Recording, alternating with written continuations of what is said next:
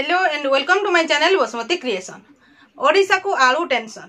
देखंतु एई जो हमरो ओडिशा रे आलू रो अभाव देखा देइछि। सरकार मध्य एई आलू रो अभावी को नेकी बहुत टेंशन रे अछंती। तो एई टेंशन कोन पई ए सब रो कोन सब कारण रहिछि, कोन कले ए सब रो समाधान प्रायतः होई जाई पारे से विषय रे हमें किछि आलोचना करिबा। तेणु आपण माने वीडियोटी को स्किप न करी शेष पर्यंत देखंतु आमर प्रति वर्ष जदि आमे देखिबा एही जून जुलाई मासरे आलू रो घोर अभाव देखा जाय थाय बा आलू रो दर प्राय वृद्धि पाई थाय एवं आलू मार्केट रे तारो अस्थिरता देखा जाय थाय, जो थिरे कि आमर पड़ोसी राज्य पश्चिम बंग ठारू प्रति वर्ष एही समय रे आलू जोगाई दिया जाय थाय, जो थिरे कि अडुआ स्थिति सृष्टि होई थाय। प्रायतः प्रति वर्ष किछि ना किछि स्थिति एमती अडुआ परिस्थिति सृष्टि होई। आलू रो एई जो अभावी बिक्री देखा जाय थाय, तो एही अभावी जो बिक्री हुए जो थिरे कि आमर जो माने खाउटी अछंती ता सहित जो माने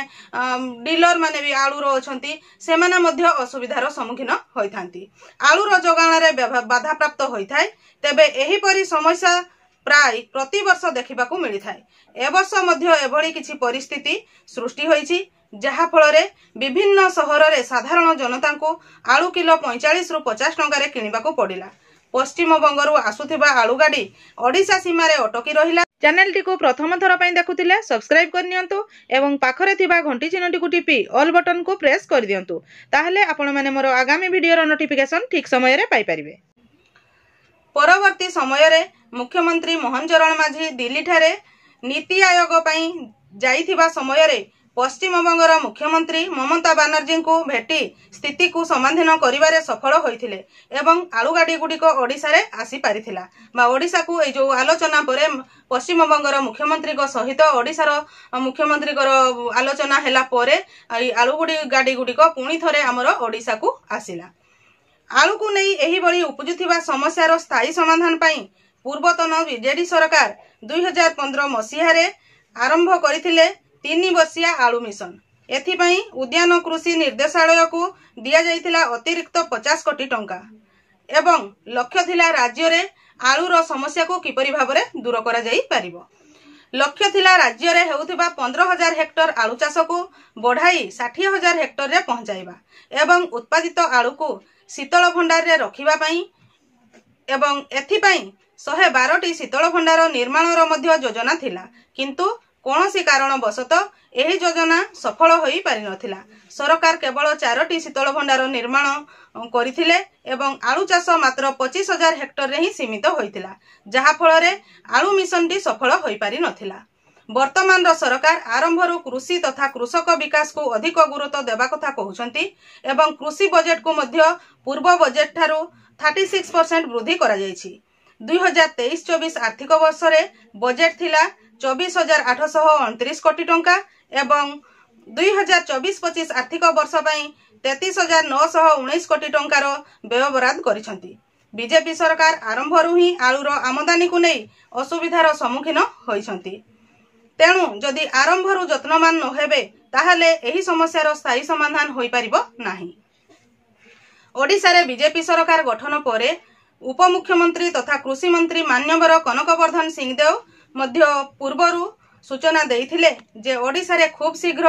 58टी सब डिविजन रे 58टी कोल्ड स्टोरेज निर्माण करा जिवो। जदि एहा सठिक समय रे निर्माण करा जाई पारिबो ताहले एही समस्या रोका जाई पारिबो। आगामी दिन रे आलू चाषी आलू उत्पादन परे उत्पादित द्रव्य को संरक्षित करि परिबे एवं उचित मूल्य रे विक्रय करि परिबे, जहा फल रे चाषी खाउटी तथा सरकार समस्ते उपकृत होई परिबे।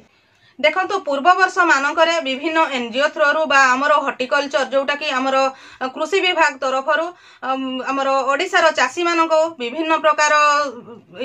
प्रकार बिहन देबा सहित आमर ए आलू बिहन मध्य प्रदान करा जाउथला। जो समय रे आलू चाष करिवा कथा चाषी माने किपरि भाबरे उपकृत होई परिबे तार सब्सिडी टंका देइकी सेमानको आलू चाष प्रति उत्साहित करा जाउथला एवं सेही उत्साह को देखिकी जो सुविधा रे जो आलू चाषी माने आलू पाइले ता बिहन जेहेतु पाइले ठीक बहुत आकार रे चाष मध्य करथिले चाष कर सारा पर से समय रेट अधिक थाए किंतु जेतेबेले से आलू तांकर चाष पर आलू गुड़िक बाहर से समय आलूर दाम प्रायतः कमी जाई थाए जो थे कि चाषी मानकर लॉस हुए तो सेमाने से समय चिंता करती जे केमती आमे आलूटी को जदि ठीक भाव में गच्छित कर रखिपारिबा ताहले जो समय रेट बढ़िबो बा जो समय अभाव देखा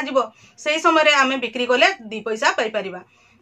तो सेटा आमर समाधान हो पारे नहीं से माने बाध्य होइकि जेहेतु आमर कोल्ड स्टोर रो सुविधा नहीं से माने बाध्य होइकि से समय रे सस्ता रे मध्य आलू गुड़िक बिक्री कर देई थांती तेणु आमर राज्य रे सब बेले बाहर देश उपरे निर्भर करबा पई पड़ी थाए आलूर अभाव देखा जाई थाए जो एई आमर नुआ सरकार आसिला परे प्रथम रे 58टी सब डिविजन रे शीतल भंडार स्थापन करबा पई ताहा निष्पत्ति नेइछंती एवं बजेट रे मध्य ताहा आगत होईछि तो जदि एई शीतल भंडार ठीक भाव रे एवं ठीक समय रे ताहा तयारी होई सरी जिवो ताहले निश्चित भाव रे आमर एई आलू समस्यार समाधान होई परिबो एवं आलूर जो अभावी बिक्री जो रहुछि बा जो समय रे अत्यधिक दाम कमी जाउछि से समय रे जो हम चासी भाई भौणी माने जो लॉस रो शिकार होउछंती ताहा मध्य होबे नाही सेही समय जेतिकी आवश्यक बजार को सेतिकी छाड़ी जो अधिकटी को सेमाने तांकर निकटस्थ शीतल भंडार रे गच्छित करि रखि परिबे ता सहित जेतेबेले आलूर आवश्यकता रहिबो हमर ओडिसा रे सेही समय रे सेही आलू गुडीक बिक्री करा जाई परिबो ताहले जेकी एही समस्यार समाधान होई परिबो काहे कि ना सरकार तो बहुत समय रे विभिन्न प्रकार योजना माध्यम रे चासी मानकु चाष करिवा पई कहउचंती एईटा केवल आलू चाष बोली नुहे विभिन्न प्रकार चाष कथा तो सही समय रे चासी माने खुशी है कि निश्चित भाव में जहाँ भी समस्त तो चाकरी करूना चाष करने से भी चाहूँगी एवं सब प्रकार चाष करुँच किंतु बिक्री समय सब जिनस गुड़िकर दरदाम कमी जाए कहीं एटा पूरा मासली चाष होता है बहुत लोक चाष करते जितेबाला द्रव्यटी उत्पादन हो सारे से बहुत संख्यार बजार को आसी जाए जो थे कि बजार दाम कमी जाए से ही समय ही शीतल भंडार आवश्यकता रही है तो ये मुख्य कथा रहा आमर ये आलू अभावी मुख्य कारण रहा शीतल भंडार जदि शीतल भंडार ठीक समय रे तैयारी है कि ताहा लोक को दिया जाए ताहले बा तैयारी सरी जाए ताहले निश्चित भाव में एही आलू जो अभावी बिक्री रहउछि बा आलूर जो दरदाम वृद्धि रहउछि ताहार समाधान निश्चित भाव में होई परिबो एवं अन्य देश पाखरे हमर ओडिसा को हाथ पतेबा को पड़िबो नाही मैं आशा करुछि आपण माने एही वीडियो माध्यम रे हमर आलूर दर वृद्धि बा कोन पई ए सब होई पारुछि से विषय रे जो आलोचना कले से विषय रे जानि परिथिबे आजिर वीडियो रे बास एतिकी आजिर वीडियो को आपण शेष पर्यंत देखिथिबारु आपनको बहुत बहुत धन्यवाद नमस्कार।